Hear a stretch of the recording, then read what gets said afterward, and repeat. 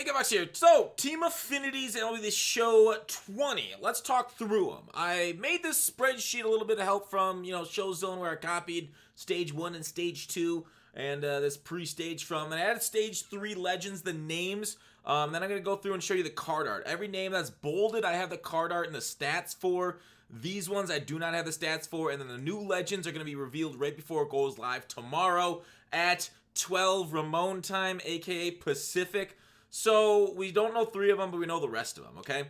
So let's go through each of them, and I'm going to rank them tomorrow once we do the new Legends, because obviously new Legends could mean, hey, glitchy, cool. I mean, I won't know the swings right away, but at least we'll know the stats, and we'll kind of rank them based off that. So a lot of this is based off ranking them how we think the swings, how the stats are, what plays, what difficulty, because depending on what difficulty you're on, there are different things you look for. Like an All-Star, you look for almost all power. Hall of Fame and Legend, you look a lot more for contact. Vision is kind of on the kind of downswing this year. Not as many people care about Vision. I talked to Bangle, J about a few people have said the same things, like, because Vision's the outer circle and contact's the inner. So you really want high contact people. Vision and that kind of stuff kind of leads to more foul balls, kind of like weak pop flies in foul territory. At that point, sometimes I'd just rather swing through it than get an out. So it's really contact that you look for a little bit there. And of course, speed and fielding, all that stuff, all that jazz too. So we'll go one by one, but here are all the names.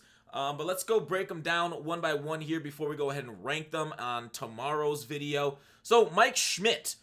Absolutely god tier defense. His other card had great defense. This one's got better stuff against righties, and it's great against lefties. So Schmidt, right off the bat, really looking freaking solid. Speed 62 plays. It's not like 15. He doesn't have like a trailer behind him, but Mike Schmidt all around a great card. And I'm glad that he got a card a little earlier this year than last year. I saw some people complaining that he got, I think it was November or something. I think I saw somebody say they didn't like it. I don't remember the exact date he came out, but Mike Schmidt, cool. Should be pretty solid. I like the swing on his. I've been using his right-handed bat, his card in the Moonshot event.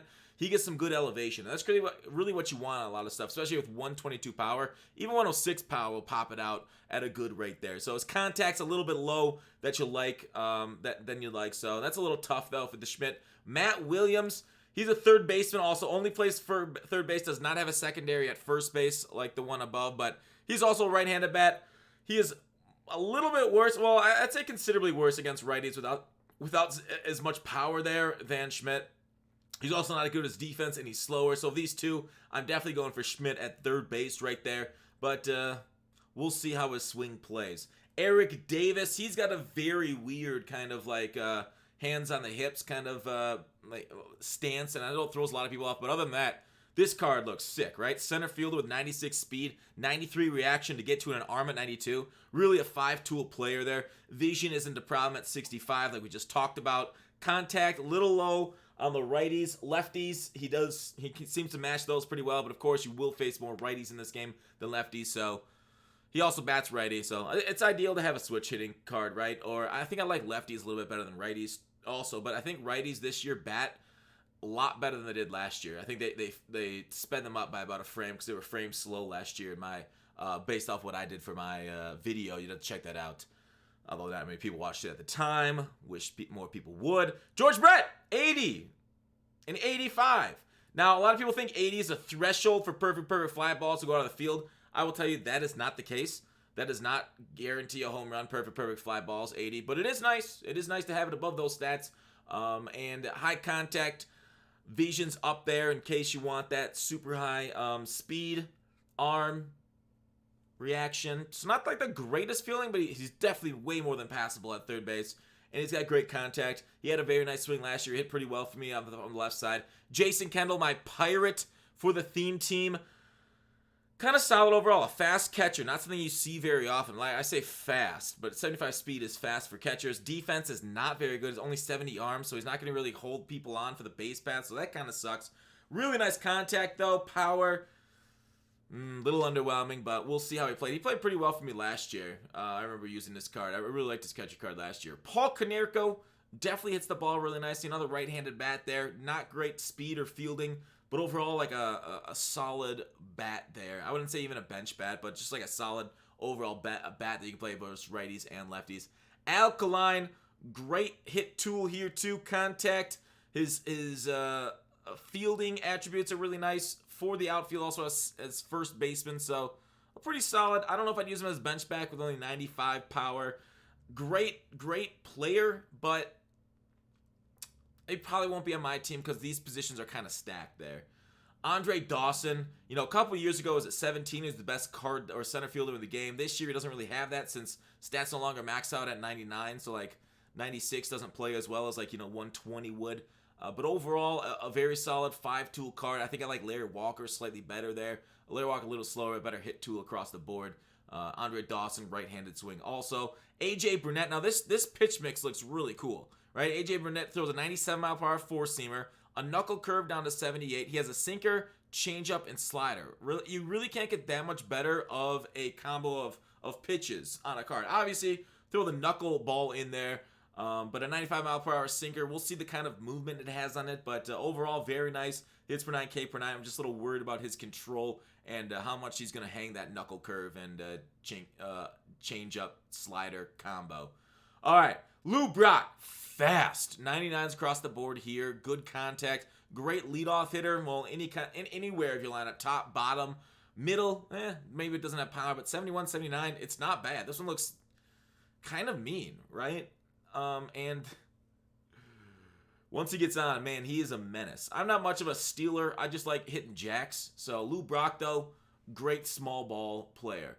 Robin Yount, a very similar kind of card to that Jason Kennel was talking about earlier. High contact, decent speed, good in the field, plays shortstop with secondaries in left field and center field. Power is, 80, 76, nothing remarkable there, but can still hit home runs. So Robin Yount reminds, I think Bangle compared him to Sandberg, and Sandberg's hit pretty well for me. I know a lot of people have mixed opinions about him. Kerry Wood, 99-mile-per-hour four-seamer. I don't think he'll get an outlier, but I can't be sure. Slurve, 12-6, change cutter. Very nice combo. Obviously, you always want a sinker on a card because sinkers are crazy in this game, super overpowered. But they'll probably be nerfed next year even. So overpowered for this year at least. They haven't really touched pitches much outside of adding an outlier and stuff, but the actual movement on pitches, which is something I think they need to overhaul. The two-seamer needs to tail a little bit more. The sinker shouldn't be sinking as much when it's high. Regardless, 122 K per 9 with these pitch mix. This is the Slurve. His other card had a dramatic, nice slurve. And then a 12-6 at 76. That's a big gap for mile per hour between the curve and the four-seamer. Even the changeup. Low 80s changeup off 99. That's crazy. I think this Kerry Wood card is going to be insane as long as he's not hanging pitches, right? As long as his control numbers on this stuff isn't too horrible. John Smoltz. Now, this card, it doesn't have a sinker, all right? Second pitcher in a row without a sinker. But a fastball at 4 at 97, slider, splitter, 87, 88, changeup 82, curveball 70, what does that say, 5? I can't really read right now. It's kind of weird. I'll put the link for this in the description. I don't know why I can't zoom on it right now. Maybe because I haven't published it yet. But I will put it in the description. Very nice. Obviously, his stats right here aren't as high, but he's got better control. So John Smoltz might actually play better than Kerry Wood just due to the lack of control on Wood. But I do overall like this card. It is very neat looking. Al Leiter, now sinker cutter combo is really cool from the left side. He doesn't have to throw a lot of gas though, with only 94 being his four-seamer. He's got a decent curved slider and decent per 9s. We'll see his accuracy. So if the sinker and cutter both have really good movement, he could be a good card, but he's not going to overwhelm people with his stuff.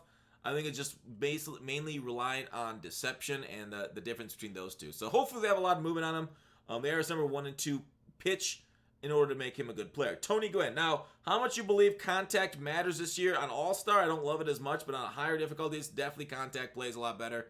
But on All-Star, he's going to be lining out a lot, right? You're going to, instead of hitting home runs, he'll be lining out to outfielders. So I prefer, at least an All-Star, higher power, but I think he's going to be a higher difficulty god right there. Jim Palmer, maybe not god, but very good there with that high contact. Jim Palmer goes 95 to 72. I love slow curves. I know a lot of people don't love slow curves.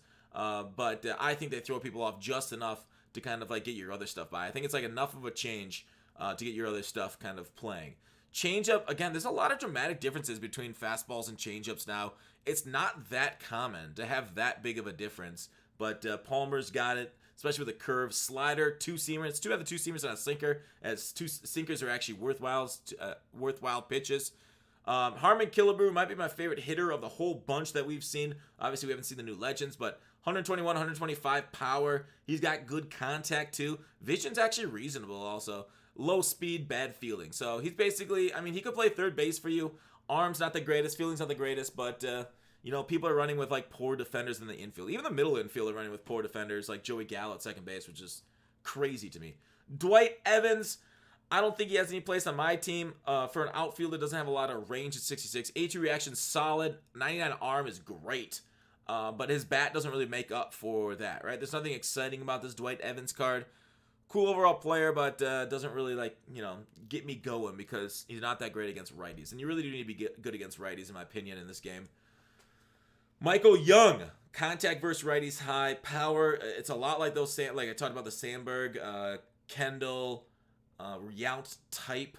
Short, it basically plays every single position, so like a super sub, not super fast, not the greatest on defense. Overall, it's a pass for me. Jay Buhner, good power, like really good power. Great arm, slow. I guess, like, I feel like he's more than a bench bat, but he'll probably be a bench bat for me if I go ahead and grab him for the Mariners. Dante Bichette, not the fastest, not great in the field. He is an outfielder. I think it's really stacked, right? I think, you know, Colorado Rockies outfield, you're looking tough, right? You are looking quite tough, your theme team with Larry. Then I still think Larry Walker's slightly better, but this is nothing to shake a stick at. I do not mind those attributes one bit. Catfish Hunter here. Not overwhelming stuff. We'll see the movement on it. I would assume the movement's going to be pretty darn good. He has got a lot of control on the card, right? He controls his pitches nicely. But so you'll have to end up really dotting and being really nice where you're placing the ball. But there's not a whole lot of deception there in my mind, and it doesn't really look that good. Jeff Bagwell, great hitter, right? Great hitter. Like Ortiz kind of solidness. Right-handed swing. He's got a very weird stance, I guess, that people have complained about. I'll have to go check him out. I haven't really used him much. Last year, I think he was expensive or something, or why didn't I use him last year much? Maybe because we had Frank Thomas instead, but Bagwell, like 2 years ago, I believe he was a part of a collection reward or something, and I saw him a lot. I didn't use him much, but I think he's overall pretty solid looking card there. Don Mattingly, a lower power first baseman with high contact, right? When you look between these two, like, right, would you get Jeff Bagwell with over 100 power from both sides with pretty good contact, or Mattingly with like low power and pretty good pretty good to really good contact up there? I probably would go with Bagwell over Mattingly, but Mattingly's got a left-handed swing, so it depends on what you need. Or I could say Gunsky. Low speed, decent fielding, or really good fielding, good reaction. Fred McGriff, the crime dog. Yeah, I mean, first baseman, low speed, good bat. Not that unusual, and the bat isn't overwhelmingly good, so I probably won't get Fred McGriff. Solid left-handed swing, though. I like that. So there it is. There's the Affinities. Oral Hershiser. His sinker last year was legendary. Juan Marichal could be good too. We'll see what those stats are tomorrow, along with the new legends that are on their way. You guys can go ahead and take a guess at those. I'm not going to. I'm done with the video. Overall, I'll put them in order going forward. I hope you guys enjoyed it, going over all the Team Affinity 3 stuff, the Stage 3. I'm excited for that stuff. We also have more Home Run Derby content coming, so maybe I'll do a video on that. But hope you guys liked it. Thanks for watching Call to Action. Who you guys going for? Let me know. See you tomorrow.